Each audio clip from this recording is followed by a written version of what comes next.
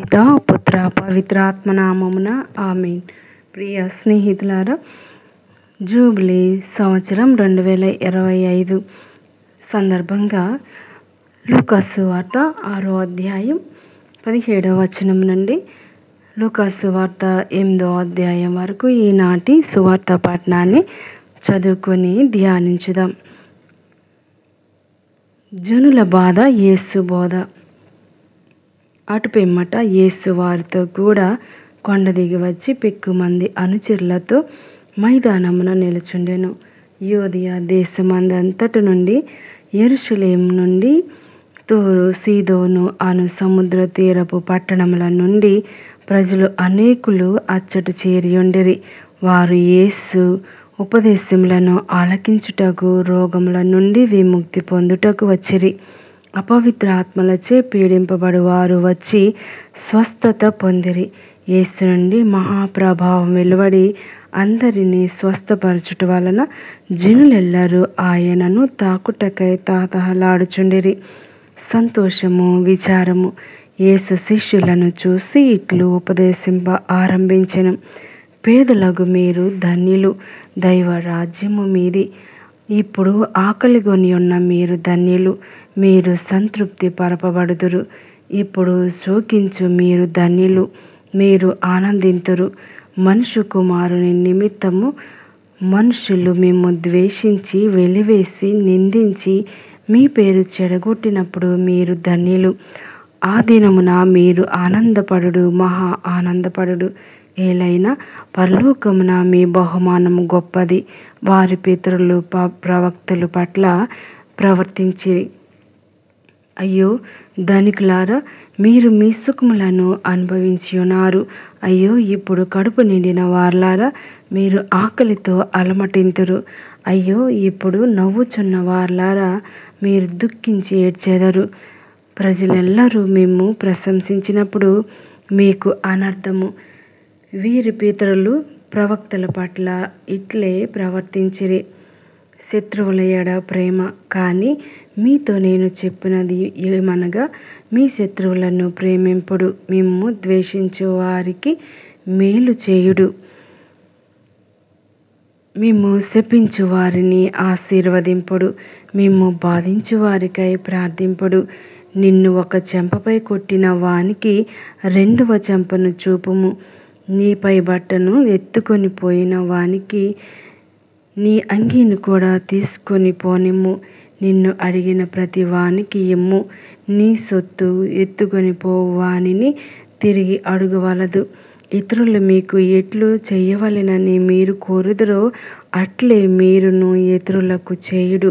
మేము ప్రేమించిన వారిని మాత్రమే మీరు ప్రేమించినచో ఇందు మీ ప్రత్యేకత ఏమి? పాపుల సహితము అట్లు చేయుటలేదా? ఉపకారికి మాత్రమే ప్రత్యుపకారం చేసిన ఎడల అందు మీ ప్రత్యేకత ఏమి? పాపుల సహితం అట్లు చేయుటలేదా? తిరిగి ఇయ్యగల వానికే రుణమునిచ్చుటలో మీ ప్రత్యేకత ఏమి? పాపులకు అట్లు ఇచ్చుటలేదా? కనుక మీరు మీ శత్రువులను ప్రేమింపుడు, వారికి మేలు చేయుడు. అప్పుడు తిరిగి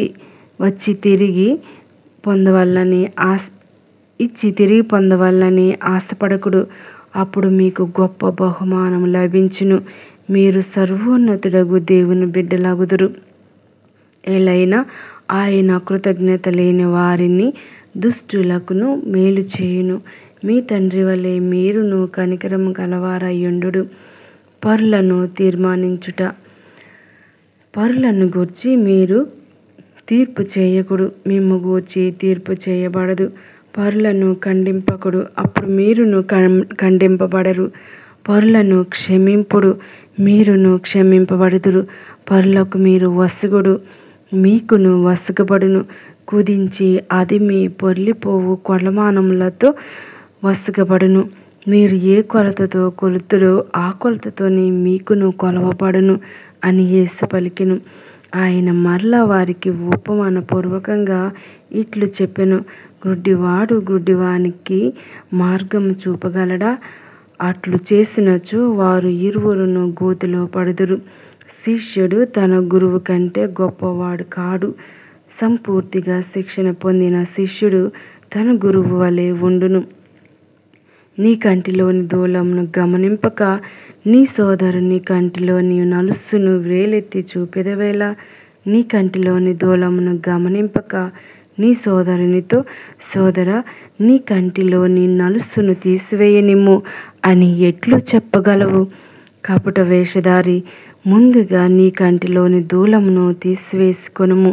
అప్పుడు నీ సోదరుని కంటిలోని నలుసును తీసివేయుటకు నీ చూపు స్పష్టంగా ఉండును.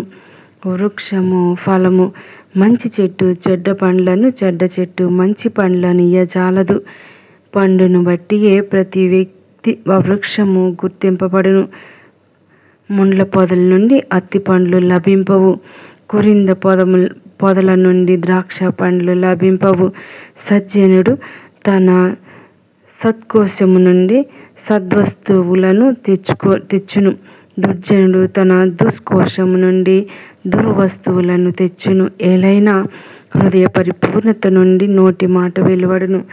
రాతి పునాది, ఇసుక పునాది నేను చెప్పినట్లు చేయక ప్రభు ప్రభు అని నన్ను ఊరక పిలుచుచున్నారేలా? నా యొద్దకు వచ్చి నా బోధలను ఆలకించి ఆ విధంగా ఆచరించువాడు ఎవనిని పోలియుండునో మీకు వివరించేదను. వాడు లోతుగా త్రవ్వి రాతి మీద పునాది వేసి ఇల్లు కట్టుకొనిన వానిని పోలియుండును. వరద వచ్చి ప్రవాహము ఆ ఇంటిని వడిగా కొట్టినను అది గట్టిగా కట్టబడి ఉండుటచే చెక్కు చెదరలేదు. కానీ నా బోధలు వినియు ఆచరింపని వాడు పునాది వేయక నేలపై ఇల్లు కట్టిన వారిని పోలి ఉన్నాడు. వరద వచ్చి ప్రవాహం వడిగా ఆ ఇంటిని కొట్టినంతనే అది కూలిపోయెను. ఆ వినాశం ఎంత భయంకరము! శతాధిపతి సేవకుని స్వస్థత. లూకాసు వార్త 7వ అధ్యాయం. యేసు బోధించుట ముగించి కఫర్నహూము చేరెను.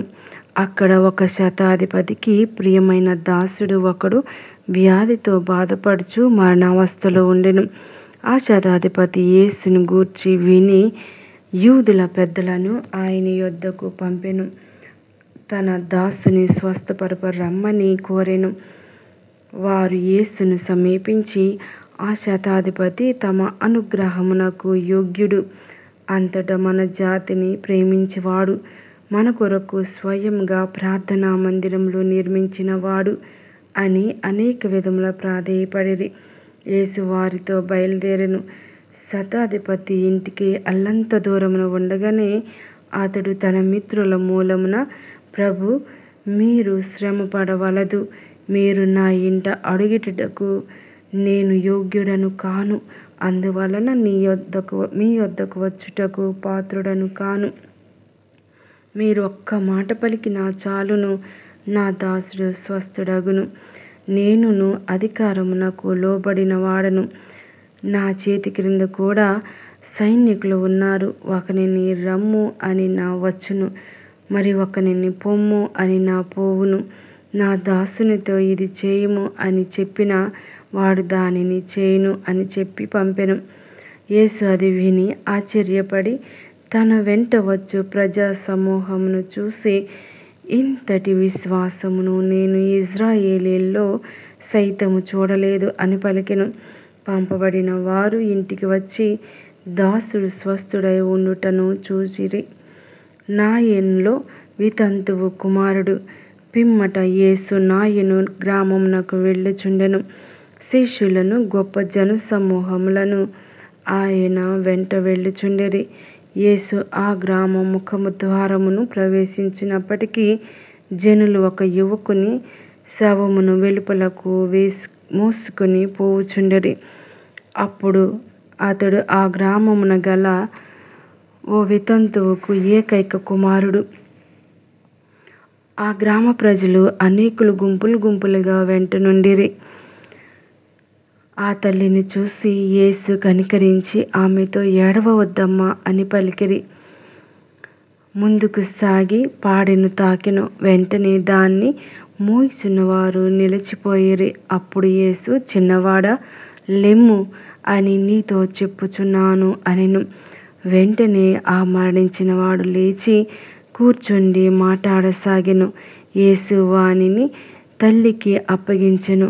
అందరూ భయభ్రాంతులై, మన మధ్య ఒక గొప్ప ప్రవక్త వెలసెను, దేవుడు తన ప్రజలను రక్షింపవచ్చెను అని చెప్పుకొనుచు దేవుని స్తుతించిరి. యేసును గుర్తించిన ఈ వర్తమానం యూదయ ప్రాంతమందంతటను పరిసర ప్రాంతములందు అంతటను వ్యాపించెను. యోహాను శిష్యులు యేసు సమాధానం. ఈ విషయములన్నిటినీ యోహాను శిష్యులు అతనికి తెలియపరచిరి. అంతటి యోహాను తన శిష్యులలో 2 పిలిచి, మీరు ప్రభు వద్దకు వెళ్ళి, రానున్నవాడు నీవేనా, లేక మేము మరి ఒకని నీ కొరకు నిరీక్షింపవలయునా అని అడిగి రండు అని పంపెను. వారు అట్లే యేసు వద్దకు వచ్చి, రానున్నవాడవు నీవేనా, లేక మేము మరి ఒక్కని కొరకు నిరీక్షింపవలయునా అని మిమ్ము అడిగి రండు అని స్నాపకుడగు యోహాను పంపెను అని చెప్పిరి. యేసు ఆ సమయముననే రోగుల నుండి, బాధల నుండి, అపవిత్రాత్మల నుండి అనేకులకు స్వస్థత చేకూర్చుచు గ్రుడ్డివారికి చూపునిచ్చుచుండెను. అప్పుడు యేసు వారితో, మీరు చూచిన వానిని, వినిన వానిని యోహానుతో చెప్పుడు. గ్రుడ్డివారు చూచుచున్నారు, కుంటివారు నడుచుచున్నారు, కుష్ఠరోగులు శుద్ధులగుచున్నారు, చెవిటివారు వినుచున్నారు, మరణించిన వారు సజీవులగుచున్నారు, పేదలకు సువార్త బోధింపబడుచున్నది. నన్ను గూర్చి సందేహింపని వాడు ధన్యుడు అని పలికెను. ఆ శిష్యులు తిరిగిపోయిన పిదప యేసు జన సమూహంతో యోహానును గూర్చి ఇట్లనెను, మీరు ఎడారిలో ఏమి చూడబోయితిరి? గాలికి కదలాడు గడ్డిపోచనా? మరి ఏమి చూడబోయితిరి? మృదు వస్త్రములను ధరించిన మనుష్యునా? మృదు వస్త్రములను ధరించిన వారు విలాస జీవితములను గడుపువారు రాజభవనంలో ఉందురుగా కదా. మరి ఇంకేమి చూడబోయితిరి? ప్రవక్తన? ప్రవక్త కంటే గొప్పవానిని అని నేను మీతో చెప్పుచున్నాను. ఇతనిని గురించి ఇట్లు వ్రాయబడి ఉన్నది, ఇదిగో, నీకు ముందుగా నా దూతను పంపుచున్నాను, అతడు నీ మార్గమును సిద్ధపరచును. మానవులందరిలో స్నాపకుడగు యోహాను కంటే అధికుడెవడు లేడని మీతో నిశ్చయముగా చెప్పుచున్నాను. అయినను పరలోక రాజ్యమున మిక్కిలి తక్కువైన వాడు అతని కంటే అధికుడు. యూదా ప్రజలు యేసు విమర్శ. అది వినిన వెంటనే సుంకరులతో కూడా ప్రజలెల్లరూ దేవుని స్తుతించిరి. ఏలైనా వారు యోహాను బాప్తిస్మమును స్వీకరించి ఉండిరి. కానీ పరిసయ్యులు, ధర్మశాస్త్ర బోధకులు దేవుని చిత్తమును తిరస్కరించి యోహాను ఇచ్చు బాప్తిస్మమును నిరాకరించి ఉండిరి. ఈ తరము వారిని నేను ఎవరితో పోల్తును? వారెవరిని పోలియందురు? వారు అంగడి వీధులలో కూర్చుండి ఉన్న పిల్లల వలె ఉన్నారు. వారు ఒకరినొకరు పిలుచుకొనుచు, మేము మీ కొరకు వాద్యములు మ్రోగించితిమి, కానీ మీరు నాట్యమాడరైతిరి, మేము విలపించితిమి, కానీ మీరు ఏడవరైతిరి అని అనుచుందురు. యోహాను అన్నపానీయములు పుచ్చుకొనక పోవుటచే అతనికి దయ్యం పట్టినదని మీరు చెప్పుచున్నారు. మనుష్య కుమారుడు అన్నపానీయములను పుచ్చుకొనచో అతడు భోజన ప్రియుడు, మద్యపాన రతుడు, సుంకర్లకు, పాపాత్ములకు మిత్రుడు అని చెప్పుచున్నారు. దైవ జ్ఞానము దానిని స్వీకరించు వారి వలన నిరూపించబడినది అని యేసు పలికెను. సీమోను ఇంటిలో యేసు. పరిసయ్యుల్లో ఒకడు తన ఇంట విందు ఆరగింప యేసును ఆహ్వానించెను. ఆయన అందులకు అంగీకరించి పరిసయ్యుని గృహమున భోజనమున కూర్చుండెను. ఆ పట్టణంలోని ఒక పాపాత్మురాలు యేసు పరిసయ్యుని ఇంట భోజనమునకు వెళ్ళెనని తెలుసుకొని చలువరాతి పాత్రలో పరిమళ ద్రవ్యమును తీసుకొని వచ్చి ఆయన పాదములకు వెనుకగా నిలబడి ఏడ్చుచు తన కన్నీటితో ఆ పాదములను తడిపి తల వెంట్రుకలతో తుడచి ముద్దు పెట్టుకొనుచు పరిమళ ద్రవ్యమును పూసెను. యేసును ఆహ్వానించిన పరిసయ్యుడు అది చూసి, ఇతడు నిజముగా ప్రవక్త అయినచో తనను తాకుచున్న స్త్రీ ఎవరో, ఆమె ఎట్టిదియో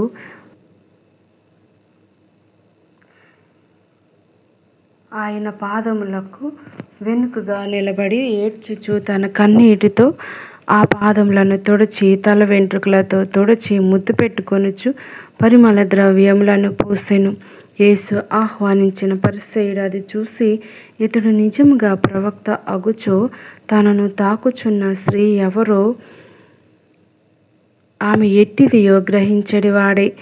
ఆమె పాపాత్మురాలు కదా అని తనలో తాను అనుకొనెను. యేసు అతనితో, సీమోను, నీకు ఒక విషయం చెప్పదలచితిని అనగా, చెప్పుము గురువా అని సీమోను పలికెను. అప్పుడు యేసు, ఒక వడ్డీ వ్యాపారికి 2 రుణస్థులు ఉండిరి. వారిలో ఒకడు 500 దినారములు, రెండోవాడు 50 దినారములు అతనికి రుణపడి ఉండిరి. రుణము తీర్చుటకు వారికి శక్తి లేనందున అతడు వారిద్దరును క్షమించెను. అప్పుడు వారిద్దరిలో ఎవడు అతనిని ఎక్కువగా ప్రేమించునో చెప్పుము అని ప్రశ్నించెను. అందుకు సీమోను, అధికముగా రుణపడి క్షమింపబడిన వాడే అని నాకు తోచుచున్నది అని జవాబిచ్చెను. నీవు సరిగా సమాధానమిచ్చితివి అని యేసు పలికెను. పిదప యేసు ఆ స్త్రీని చూపుచు సీమోనుతో, ఈమెను చూచుచుంటివి కదా, నేను నీ ఇంటికి వచ్చి తిని నీవు కాళ్లకు నీళ్లు ఇయ్యలేదు, కానీ ఈమె తన కన్నీటితో నా పాదములు తడిపి తన తల వెంట్రుకలతో వానిని తుడిచినది. నీవు నన్ను ముద్దు పెట్టుకొనలేదు. నేను లోనికి అడుగిడినప్పటి నుండి ఈమె నా పాదములను ముద్దు పెట్టుకొనుట మానలేదు. నీవు నా తలకు నూనె అంటలేదు, కానీ ఈమె నా పాదములకు పరిమళ ద్రవ్యములు పూసినది. ఈమె అధికముగా ప్రేమించినది కనుక ఈమె చేసిన అనేక పాపములు క్షమింపబడినవి. తక్కువగా క్షమింపబడినవాడు తక్కువగానే ప్రేమించును అని నీతో చెప్పుచున్నాను అని ఆ స్త్రీతో, నీ పాపములు క్షమింపబడినవి అని పలికెను. అప్పుడు ఆయనతో పాటు భోజనమునకు కూర్చున్న వారు పాపముల సహితము క్షమించుటకు ఇతడు ఎవరు అని అనుకొనసాగిరి. యేసు ఆమెతో, నీ విశ్వాసము నిన్ను రక్షించినది, సమాధానంతో వెళ్ళుము అని పలికెను. లూకాసు వార్త 8వ అధ్యాయము 1వ వచనము నుండి. యేసు పర్యటన, స్త్రీల అనుసరణ. ఆ తరువాత యేసు పట్టణములందును గ్రామములందును పర్యటించుచు దైవ రాజ్యమును గూర్చిన సువార్తను బోధించుచుండెను. 12 శిష్యులను అపవిత్రాత్మల నుండి రోగముల నుండి స్వస్థులైన కొందరు స్త్రీలను ఆయన వెంట ఉండెను. 7 దయ్యముల నుండి విముక్తి పొందిన మగ్దల మరియమ్మ, హేరోదు గృహ నిర్వాహకుడు కూజా భార్యయగు యోహానమ్మ, సుజానమ్మ, వారి నిత్య అవసరములకు తోడ్పడుచున్న పెక్కు మంది స్త్రీలు వెంట వచ్చిరి. విత్తువాని ఉపమానము. ప్రతి పల్లె నుండి పెద్ద జన సమూహము యేసు వద్దకు వచ్చెను. అప్పుడు ఆయన ఉపమాన రీతిగా ఎట్లు చెప్పనారంభించెను. విత్తువాడు ఒకడు విత్తనములు వెదజల్లుటకు బయలుదేరెను. కొన్ని విత్తనములు త్రోవ పక్కన పడగా అవి త్రొక్కివేయబడెను. పక్షులు వచ్చి వానిని తినివేసెను. మరికొన్ని రాతి నేల మీద పడగా తేమ లేనందున అవి మొలకలు ఎత్తగానే ఎండిపోయెను.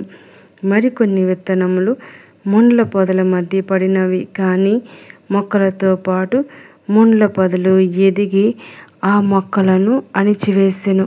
ఇంకను కొన్ని విత్తనములు సారవంతమైన నేలపై పడి మొలచి పెరిగి 100 ఫలించినవి అని చెప్పి, వినుటకు వీణులున్నవాడు వినుగాక. ఉపమానముల ఉద్దేశం. యేసు శిష్యులకు అప్పుడు ఆయనను ఈ ఉపమానం యొక్క భావము ఏమని అడిగిరి. పరలోక రాజ్యం పరమ రహస్యముల జ్ఞానము అనుగ్రహింపబడినది మీకే. ఇతరులు చూచియు చూడకుండుటకు, వినియు గ్రహింపకుండుటకు వారికి ఉపమానముల మూలమున బోధింపబడెను. ఉపమానంలోని భావము పితా పుత్ర పవిత్రాత్మనామమున ఆమేన్.